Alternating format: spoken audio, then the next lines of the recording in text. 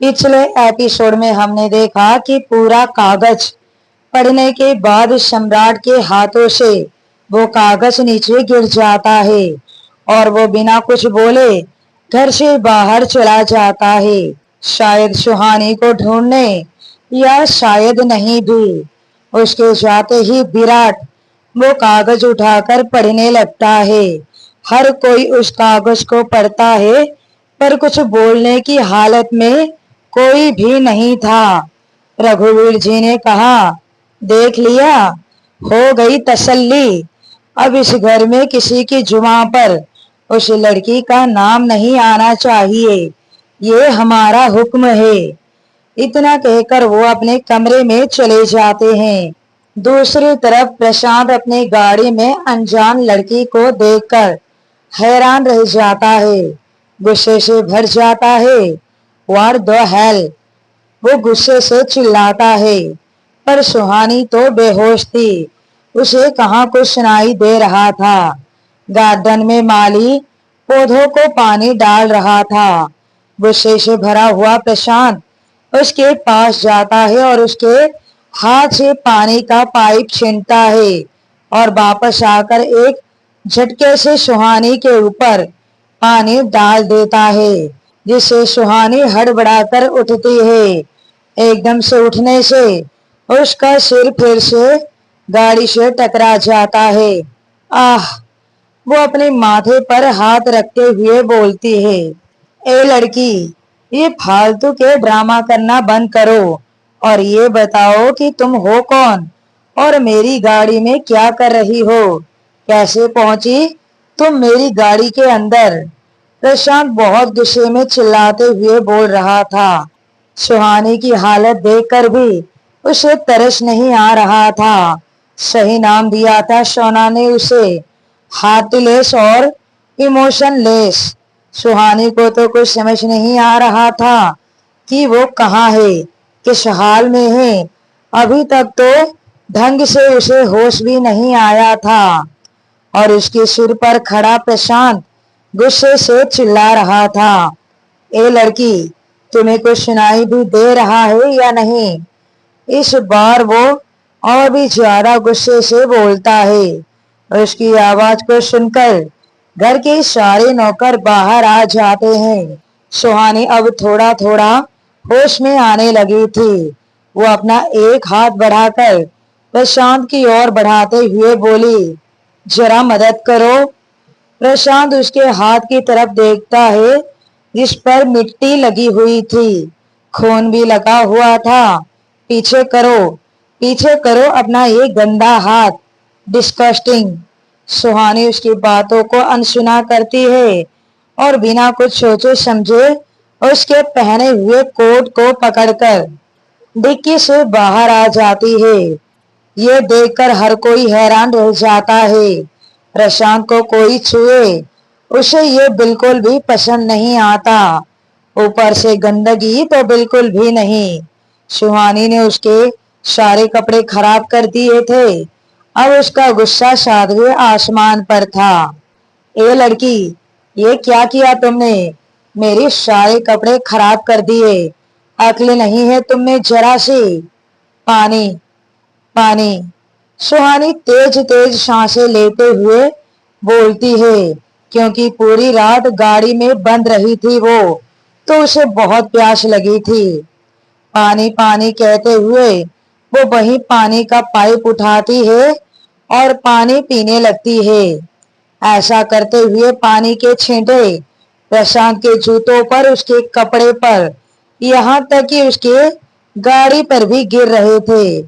सुहानी इत्मीनान से पानी पी लेती है। प्रशांत उस पर गरजते हुए बोला, तुम्हें सुनाई दे भी रहा है या नहीं? मेरी गाड़ी में मेरी इजाजत के बिना तुम क्या कर रही थी? किसने भेजा है तुम्हें? मेरी बिजनेस डील के बारे में पता लगाने आई हो ना तुम? वो इतनी जोर से चिल्लाता है कि सुहानी अंदर तक सहम गई थी। उसकी आंखों में आंसू तैर गए थे। वो रोते हुए बोली, आई एम सॉरी, मुझे नहीं पता मैं तुम्हारी गाड़ी में कैसे आ गई। मुझे बस इतना याद है कि कोई आदमी मेरा पीछा कर रहा था और मैं भाग रही थी। भागते भागते मैं गिर गई और जब आंख खुली तो मैं यहाँ। ये कौन सी जगह है? दफा हो जाओ यहाँ से। तुम्हारी इतनी औकात नहीं कि तुम मुझसे प्रशांत शेरगिल से सवाल करो। Get out. पता नहीं कहां कहां से चले आते हैं गवार कहीं के। मैनरलेस। बहादुर, बाहर का रास्ता दिखाओ इस लड़की को। इतना कहकर वो अंदर चला जाता है। सुहानी अपनी आंसू साफ करते हुए घर से बाहर। वहां पर खड़ी सारे नौकरों को सुहानी के लिए बहुत बुरा लगता है और प्रशांत पर बहुत गुस्सा आता है, पर वो बेचारे कर भी क्या सकते थे। वो सब चाहकर भी उसकी मदद नहीं कर सकते थे। गुस्से से भरा हुआ प्रशांत सीधा अपने कमरे में जाता है और अपने कपड़े जो कि सुहानी ने छू दिए थे उन्हें उतारकर कूड़े में फेंक देता है और फिर नहाने चला जाता है। उधर सुहानी रोते रोते मेन गेट की तरफ बढ़ रही थी। उसे प्रशांत की बातों का बुरा नहीं लग रहा था, वो तो गैर था, पर जो रघुवीर ने उसके साथ किया वो सहन नहीं हो रहा था उससे। दादाजी दादाजी कहते कहते सुहानी का मुंह नहीं थकता था और वहीं दादाजी उसके साथ अच्छे होने का नाटक कर रहे थे, छल कर रहे थे उसके साथ। कितनी आसानी से उन्होंने कह दिया कि यहाँ से चली जाओ। सम्राट, वो तो अब तक उठ भी गया होगा, पता चल गया होगा। पता नहीं वो कैसे रहेगा मेरे बगैर, कैसे संभालेगा खुद को। यही सब सोचते हुए उसकी आंखों से बहते हुए आंसू और भी तेज हो जाते हैं, जिन्हें साफ करती हुई वो मेन गेट की तरफ पहुंचती है। वो घर से बाहर जाती है और बाहर खड़े गार्ड्स से पूछती है, ये कौन सी जगह है अंकल जी? वो गार्ड्स उसके पिता के उम्र का था। ये इंदौर है बेटी। इंदौर? मतलब मैं इंदौर आ गई। सम्राट से इतनी दूर कहाँ जाऊं, क्या करूं, किससे मदद मांगू? हे भगवान, आप ही कोई रास्ता दिखाओ, आप ही मेरी मदद करो। मुझे बस मेरे सम्राट के पास जाना है, उसके अलावा मुझे और कुछ नहीं चाहिए। मन ही मन ये सोचती हुई वो सड़क के किनारे चली जा रही थी। कहाँ जा रही थी ये तो उसे भी नहीं पता था। दूसरी तरफ सूर्यवंशी हाउस में जैसे तूफान सा आ गया था। सुहानी चली गई। ऐसे कैसे चली गई? उस कागज के टुकड़े पर अभी तक तो किसी को यकीन नहीं आया था। आराधना जी और अरविंद जी अपने कमरे में थे, कंचन अपने कमरे में थी, विराट अपने कमरे में था और सबके दिल और दिमाग यही कह रहा था कि सुहानी ऐसा नहीं कर सकती। पर अगर वो ऐसा नहीं कर सकती तो वो कहाँ गई? और रघुवीर की अलमारी में से सारे पैसे कैसे गायब हुए? कहीं वो सच में? नहीं नहीं, सभी इस चीज में उलझे हुए थे। दिल कह रहा था कि सुहानी ऐसा नहीं कर सकती, पर दिमाग कह रहा था तो फिर वो चली क्यों गई? रघुवीर पर तो दूर दूर तक किसी का शक नहीं जा रहा था।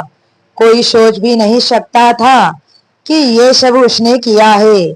और सम्राट, वो तो अभी तक वापस आया ही नहीं था।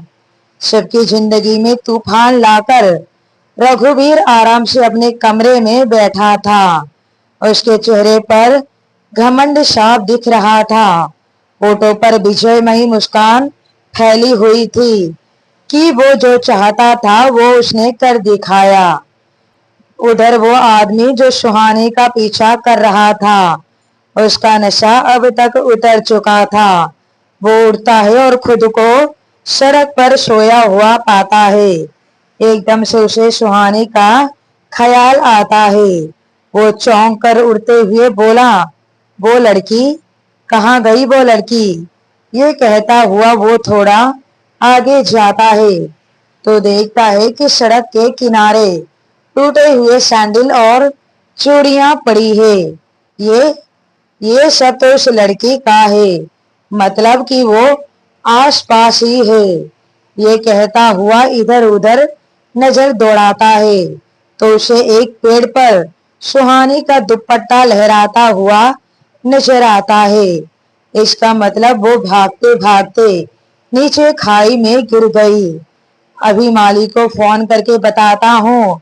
वो तुरंत रघुवीर को फोन करता है। रघुवीर भी उसी के फोन के इंतजार में था। पहली ही रिंग पर वो फोन उठाते हुए बोला, हाँ, काम हो गया? जी मालिक, काम हो गया और वो लड़की मर चुकी है। उसकी लाश नीचे खाई में जा चुकी है। अब तक तो जंगली जानवर उसकी लाश को खा भी चुके होंगे। शाबाश, तुम्हें तुम्हारा इनाम मिल जाएगा। इतना कहकर वो फोन कट कर देता है। बस यही सुनने के लिए मेरे कान तरस गए थे। अब मैं फिर से सम्राट की शादी करूंगा, अपनी पसंद की लड़की से, अपने जैसे अमीर घराने में। ये कहता हुआ वो किसी को फोन करता है। यहाँ इंदौर में भूखी प्यासी सुहानी नंगे पैर सड़क पर बेसुध सी चली जा रही थी। आसपास गुजरते लोग उसे ही देख रहे थे, पर मजाल है कि कोई उसकी तरफ मदद का हाथ भी बढ़ा दे। सुहानी की हालत खराब हो रही थी। ऊपर से धूप भी इतनी तेज थी कि बस अपने गले पर आ रहे पसीने को साफ करने के लिए वो जैसे ही अपना हाथ अपने गले पर रखती है तो उसे एहसास होता है कि उसका मंगलसूत्र उसके गले में नहीं है। मेरा मेरा मंगलसूत्र कहाँ गया? ऐसे कैसे खो गया मुझसे? वो एकदम से बेचैन हो जाती है।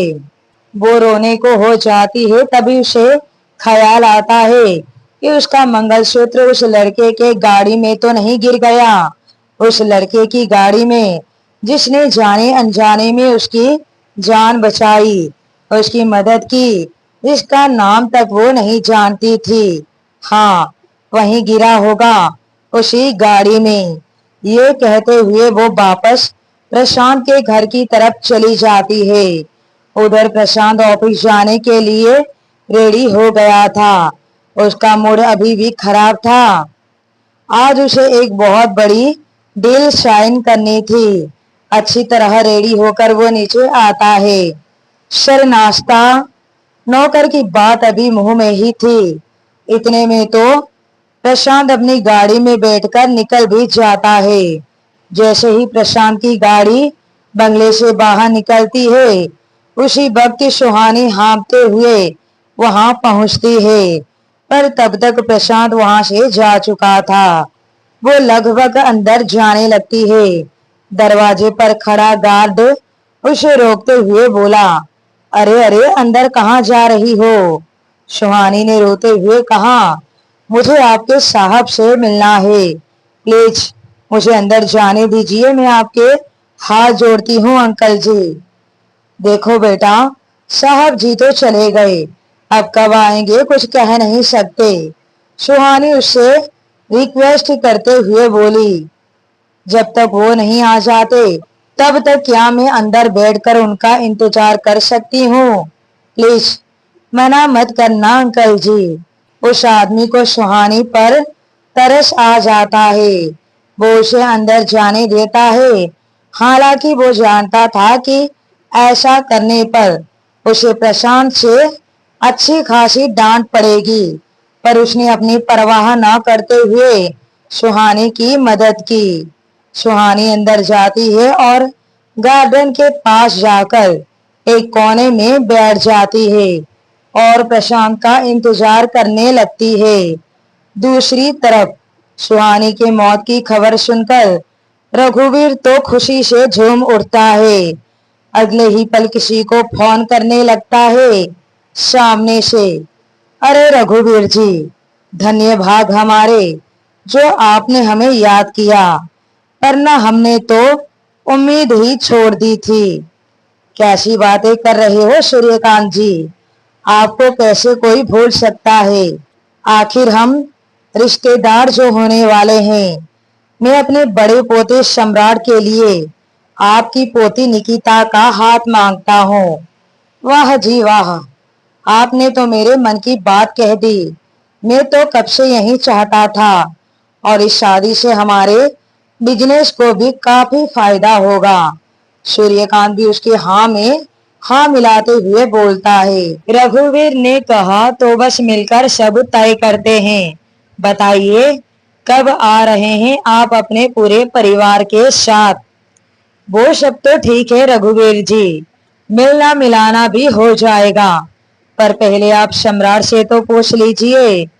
रघुवीर जी उसकी बात को बीच में ही काटते हुए बोला, वो मेरा पोता है सूर्यकांत जी, बस जो मैंने कह दिया समझो मेरा हुक्म समझकर उसने मान लिया। मेरे फैसले के खिलाफ जाने का तो वो सोच भी नहीं सकता। आप आ जाइए, हम शादी की तारीख तय कर लेंगे। सूर्यकांत जी ने खुश होते हुए कहा, जी बहुत अच्छे, मैं आज ही अपने परिवार के साथ सलाह करके आपको बताता हूँ कि हम कब आएंगे। इसके बाद दोनों ही फोन रख देते हैं। फोन रखने के बाद रघुवीर उठकर खिड़की पर जाता है और अपना सिगार होठों में दबा लेता है। एक बार सम्राट की शादी निकिता से हो जाए, उसके बाद में विराट की शादी भी ऊंचे घराने में करवाऊंगा। अब कोई भी मामूली लड़की मेरे घर की बहू नहीं बन सकती। अभी तक सम्राट वापस नहीं आया था। वो कहाँ गया, क्यों गया, किसी को कुछ नहीं पता।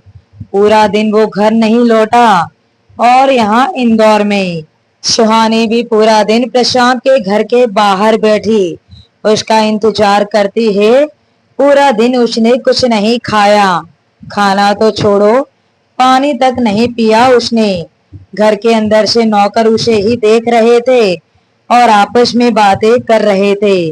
यार, वो बेचारी सुबह से बाहर भूखी बैठी है, और हमारी इतनी हिम्मत नहीं कि हम उसे खाना दे सके, वरना शर आकर हमें हमारी नौकरी से निकाल देंगे। कैसी मजबूरी है यार। वो सब आपस में बातें कर रहे थे, तभी एकदम से मौसम खराब हो जाता है और बहुत जोर से बारिश होने लगती है, और सुहानी वही बारिश में भीगने लगती है।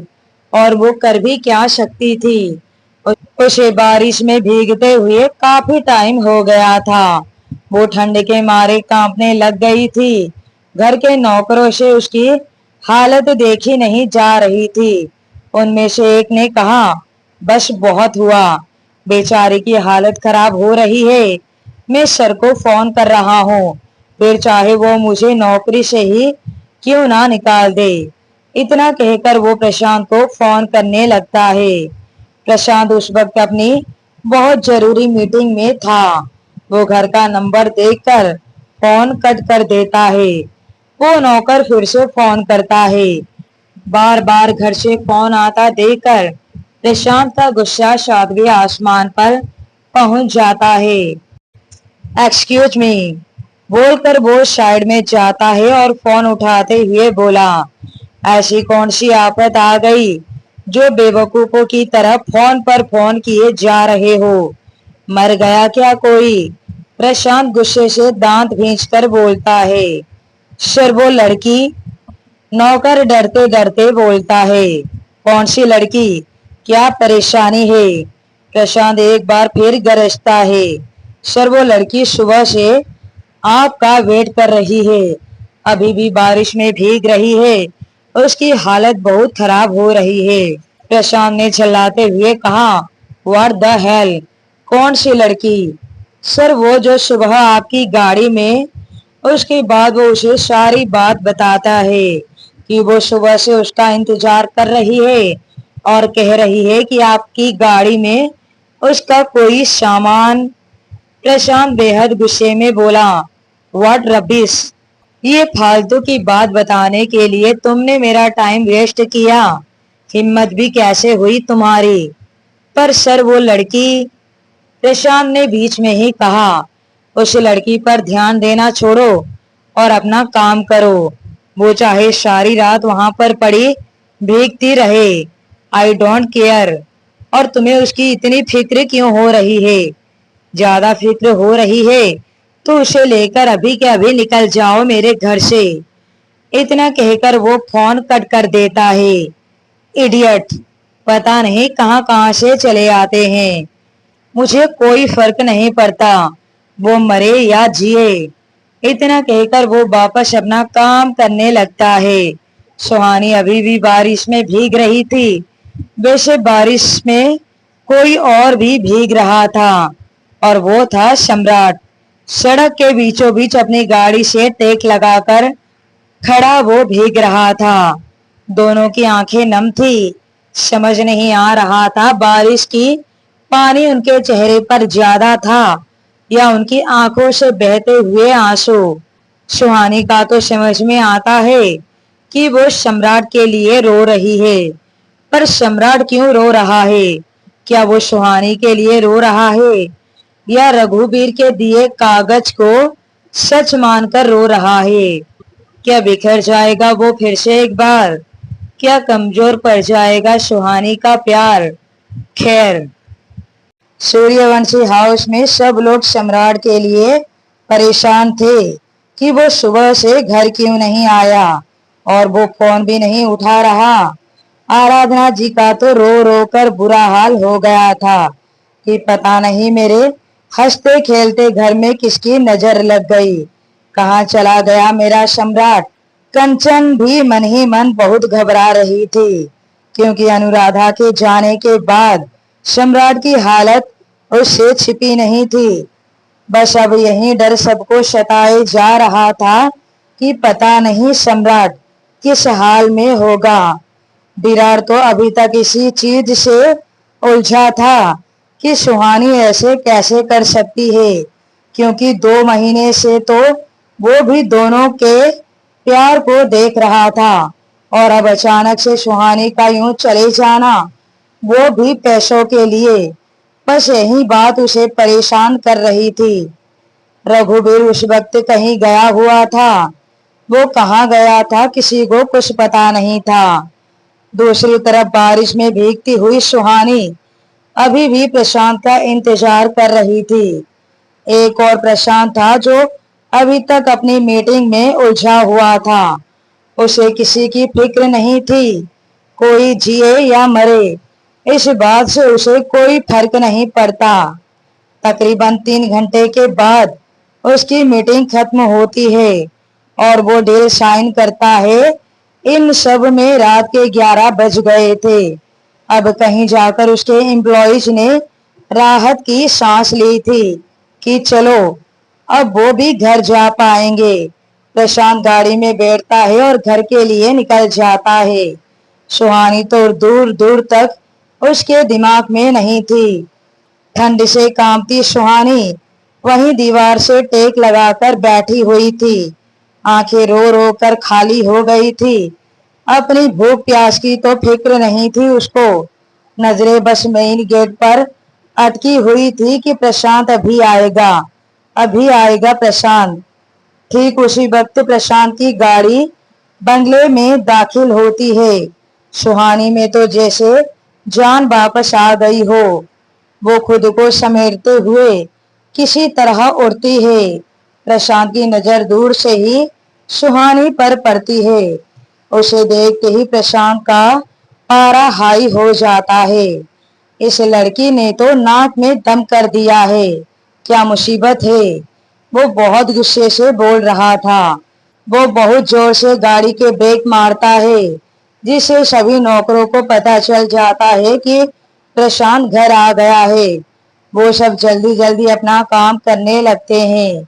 प्रशांत गाड़ी में से बाहर आता है। सुहानी झट से उसके पास जाते हुए बोली, सुनिए, आपकी गाड़ी में मेरा। प्रशांत बीच में ही अपना हाथ दिखाकर उसे रोकते हुए बोला, दूर दूर रहो मुझसे। पास आने की जरूरत नहीं है। और क्या नाटक लगा रखा है तुमने? मेरे घर को कोई धर्मशाला समझ रखा है जो मुंह उठाकर चली आती हो? खैरात बंट रही है क्या यहाँ पर? प्रशांत बहुत गुस्से से बोल रहा था। सुहानी में इतनी हिम्मत नहीं थी कि वो उसे बहस कर सके और ना वो उसे उलझना चाहती थी। प्रशांत जितने गुस्से में बोल रहा था, सुहानी उतने ही आराम से बोली, देखिए, मुझे भी कोई शौक नहीं है आपके घर में आने का। जाने अनजाने में आपने मेरी जान बचाई है, मेरी मदद की है। इस बात का एहसान मैं जिंदगी भर नहीं भूलूंगी। बस एक एहसान और कर दीजिए। मेरा मंगलसूत्र आपकी गाड़ी के डिक्की में गिर गया है, प्लीज मुझे वो दे दीजिए। बकवास बंद करो अपनी। तुम जैसे लड़कियों को मैं अच्छी तरह से जानता हूँ। किसी ना किसी बहाने से मेरे घर में घुसने की कोशिश कर रही हो तुम। कोई सामान नहीं है तुम्हारा मेरी गाड़ी में। निकलो यहाँ से और दोबारा अपनी शक्ल मत दिखाना, वरना वरना क्या कर लेंगे आप? पीछे से एक महिला की आवाज आती है। प्रशांत पीछे मुड़कर देखता है। दादी, आप कब आई? वो आगे बढ़कर उस महिला, जिसका नाम शंकुतला जी था, जो कि आज सुबह ही अमेरिका से आई थी, सफर के कारण वो अपने कमरे में जाकर सो गई और सुबह प्रशांत से मिल नहीं पाई और ना उन्हें सुहानी के बारे में कुछ पता था। पूरे दिन वो अपने कमरे से बाहर नहीं निकली। शंकुतला जी ने कहा, बात मत बदलिए प्रशांत। किसी भी लड़की से बात करने का ये कौन सा तरीका है? क्या यही सिखाया है हमने आपको? वो गुस्से में बोलती है। प्रशांत सुहानी की तरफ देखते हुए कहा, आप इन लोगों को नहीं जानती दादी माँ। पहले तो पता नहीं कहां से मेरी गाड़ी में आ गई और अब ये कह रही है कि गाड़ी में इसका कोई सामान रह गया है। मैं सब समझ रहा हूँ, ये सब इसके पैसे ऐंठने के बहाने हैं। शंकुतला जी सुहानी की तरफ देखती है।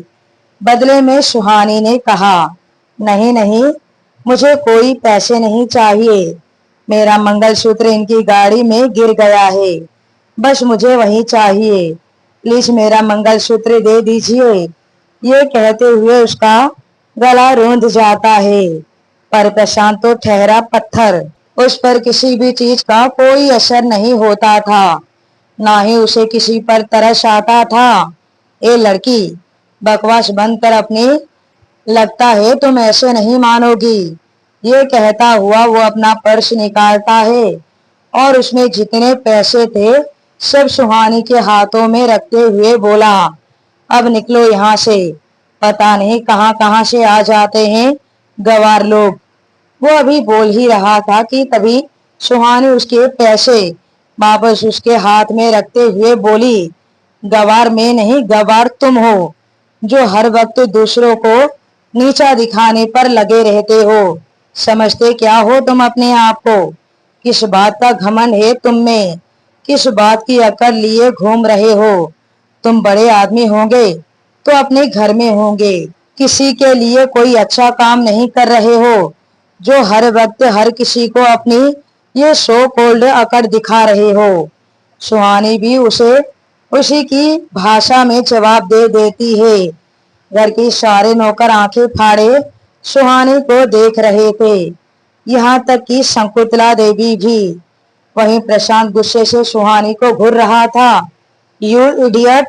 सुहानी बीच में ही उसके हाथ से गाड़ी की चाबी छीनती है और डिक्की खोलकर अपना मंगलसूत्र ढूंढने लगती है। ये सब इतनी जल्दी होता है कि प्रशांत को कुछ समझ नहीं आता। दूसरी तरफ रघुवीर जी घर वापस आते हैं। उसके आते ही आराधना जी उनके पास जाकर रोते हुए बोली, देखिए ना पिताजी, सम्राट अब तक घर नहीं आया, सुबह से गायब है, फोन भी नहीं उठा रहा। मेरा तो दिल बहुत घबरा रहा है, कहीं वो कुछ। वो अभी बोल ही रही थी कि तभी सम्राट अंदर आता है। आराधना जी की नजर उस पर पड़ती है। वो भागकर उसके पास जाती है, उसे कंधे से पकड़ते हुए बोली, तू कहाँ चला गया था सम्राट? ऐसा कोई करता है क्या? यहाँ तेरी माँ की जान निकल जाती है। वो बहुत ज्यादा रोते हुए बोल रही थी। सम्राट कुछ नहीं बोलता, बस एक मूर्ति की तरह खड़ा रहता है। उसके चेहरे पर कोई भाव नहीं थे। कंचन एक टक उसे ही देख रही थी। साफ पता चल रहा था कि वो कितने तकलीफ में है। उसकी आंखें लाल और सूजी हुई थी, जो बता रही थी कि वो कितना रोया है, किस हद तक दर्द से गुजरा है। सम्राट कुछ नहीं बोलता और सीधा अपने कमरे में चला जाता है। आराधना जी उसे आवाज लगाती रह जाती है, पर वो नहीं सुनता। रघुवीर जी ने कहा, उसे थोड़ा वक्त अकेला छोड़ दो बहू। इतना बड़ा धोखा हुआ है उसके साथ, इतना बड़ा फरेब हुआ है, संभलने में वक्त तो लगेगा ही ना। जाओ, सब अपना अपना काम करो। सब लोग अभी भी वहीं खड़े थे। रघुवीर सब पर गरजते हुए बोला, सुना नहीं तुम सबने? हमने कहा जाओ यहाँ से। उसके गुस्से को देखकर सब लोग वहां से चले जाते हैं।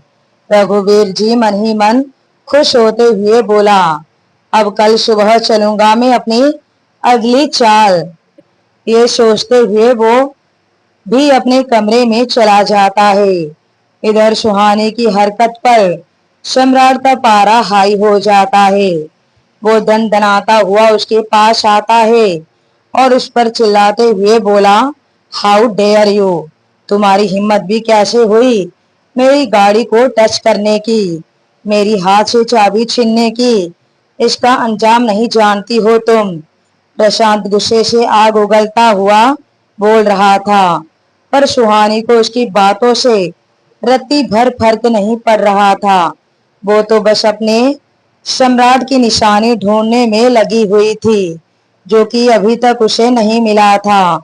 उसके चेहरे की बेचैनी साफ नजर आ रही थी।